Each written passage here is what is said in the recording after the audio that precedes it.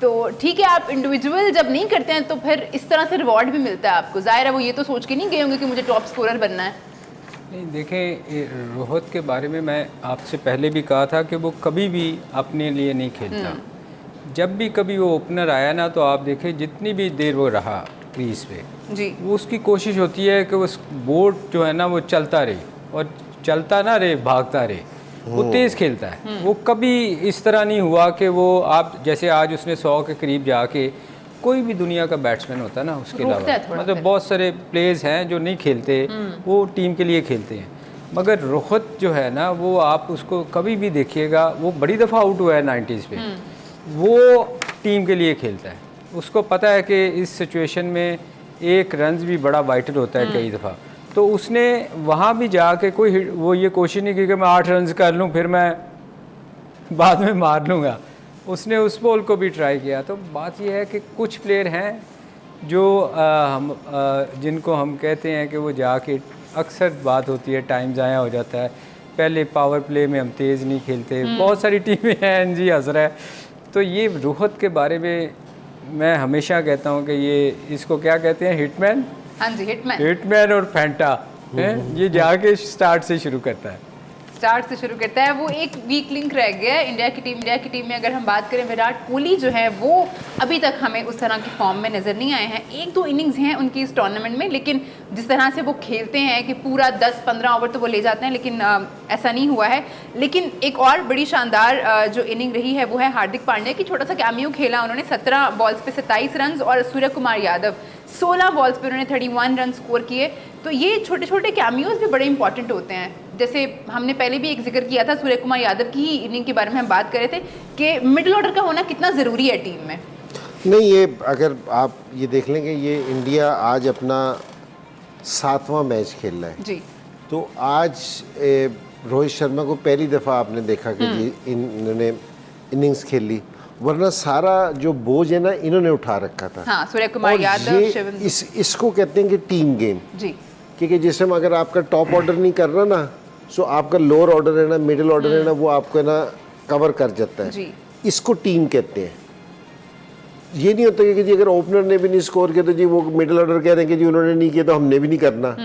तो इनकी अगर यहाँ आप देख लेना कि जो इनकी बैकबोन है, मैं बैकबोन रोहित शर्मा को और इसको नहीं कहता कि जी विराट कोहली को, मैं इनकी बैकबोन कहता हूँ। ये जो इनके 3 है ना, ये ऑलराउंडर्स है ना जी, ये इनकी बैकबोन है इंडियन की टीम की, कि जिस टाइम कोई मुश्किल वक्त आता है ना तो ये ना खड़े होती है सारी जगह पे। आप इनको बॉलिंग में भी देख लें, आप इनको बैटिंग में भी देख लें, आप इनको फील्डिंग में भी देख लें। तो जिस टीम के पास ये 3 हो गए ना, पाकिस्तान का एक टाइम बड़ा ज़बरदस्त वक्त था। उस टाइम शाहिद अफरीदी, अब्दुल रज़ाक, अजहर महमूद, ये 3 आपके पास होते थे। मोइन भी, ठीक है ना, ये 3-4 लोग होते थे आपके पास, ये मिडिल ऑर्डर से लोअर ऑर्डर में। तो ऊपर वाले टॉप वाले भी थोड़े से फ्री होके खेलते थे। उन्हें पता है कि अगर सूरत ख़राब हुई तो ये लोग संभाल सकते हैं।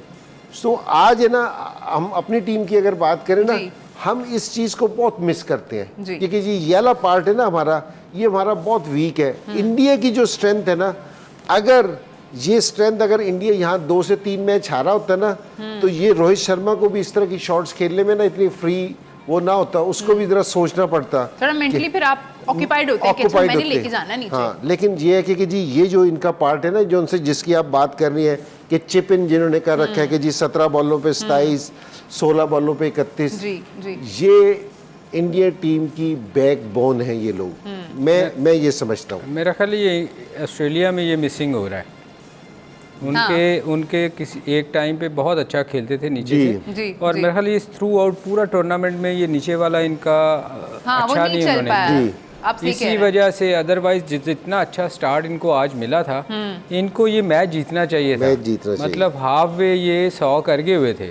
बिल्कुल, वो हम देख रहे थे कि एक टाइम पे रिक्वायर्ड रन रेट जो था वो कम था। एक टाइम पे ना जब मेरा ख्याल जब वो फास्ट बॉलर आया, मीडियम पेसर हर्षदीप, उस वक्त हमने रिवर्स स्विंग देखा। इस पूरे टूर्नामेंट में मेरा ख्याल फर्स्ट टाइम हमने रिवर्स स्विंग देखा था, और मैं इन को कहा कि ये अब फंस गए हैं, क्योंकि उस पर फुल टॉस पे भी उससे हिट नहीं लग रही थी, हालांकि वो हेड खेल रहा था और वो 60 कुछ पे खेल रहा था। तो ये बड़ा होता है किसी टीम को भी, अगर रिवर्स स्विंग मिल जाए ना आखिरी ओवर्स में, तो फिर बेशक स्कोर कम भी हो ना, 10 से कम भी एवरेज होती ना, तो वो होना बड़ा मुश्किल होता है। तो मेरा ख्याल है ये थोड़ी सी आर्ट आ गया है इंडियन बॉलर्स को कि ये आखिरी ओवर्स में एक तो इनको जब थोड़ी सी भी रिवर्स स्विंग मिले ना तो बैट्समैन के लिए बड़ी मुश्किल जिसकी आप बात करें is very young Arshdeep Singh. नहीं, इसने बड़ा इम्प्रूव किया है। या। ये पिछले वर्ल्ड कप में भी इसने बड़ी अच्छी बॉलिंग की थी। ये इनका लेकिन सोचने वाली बात यह है कि ये अर्शदीप सिंह ने 15वां ओवर जिस टाइम कर रहा था उस टाइम रिवर्स स्विंग हो रहा था।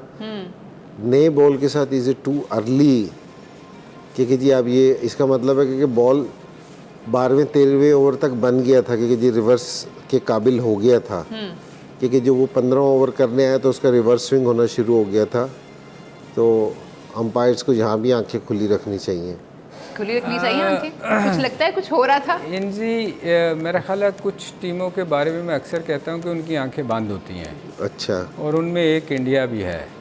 तो ये देखें ना, मुझे याद है इनजी जिम्बाब्वे में हमने एक दफ़ा वसीम और हम इकट्ठे ही थे, तो वसीम बॉल कर रहे थे तो उसने गीला कर दिया था और हमने सब ने शोर किया कि ये क्या हो गया है, एक साइड गीली कैसे हो गई। तो मैंने जाके शिकायत की तो मुझे फ़ाइन हो गया था बड़ा हैवी। और वो इसलिए कह रहा हूँ कि ये अगर पाकिस्तानी बॉलर्स का होता ना तो शोर मिस सकता था। डेफिनेटली। तो इसलिए कि जी ये क्योंकि रिवर्स स्विंग हम बहुत अच्छे तरीके से जानते हैं ये, तो ये अगर 15वें ओवर में आके जो अर्शदीप सिंह अगर उसका रिवर्स स्विंग हो रहा था, इसका मतलब है कि जी सीरियस काम हुआ है बॉल पे।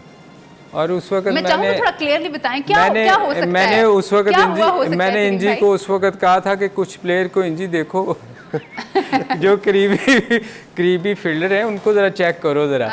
तो हम हंसना शुरू हो गए। क्योंकि रिवर्स स्विंग के लिए ना जिस तरह अगर बुमराह करेगा ना जी। उसका एक्शन इस तरह के अगर थोड़ा भी होगा ना बॉल जी। तो वो कर लेता है, उसका एक्शन इस तरह का है, उसका जोर इस तरह लगता है। कुछ बॉलर का जिस टाइम बॉल रिवर्स स्विंग होता है ना, हाँ जी। उनका एक्शन, उनकी स्पीड, उसका मतलब ये है कि जी रिवर्स स्विंग होने के लिए वो सारे जो बॉल है ना बहुत अच्छे तरीके से तैयार हुआ हो।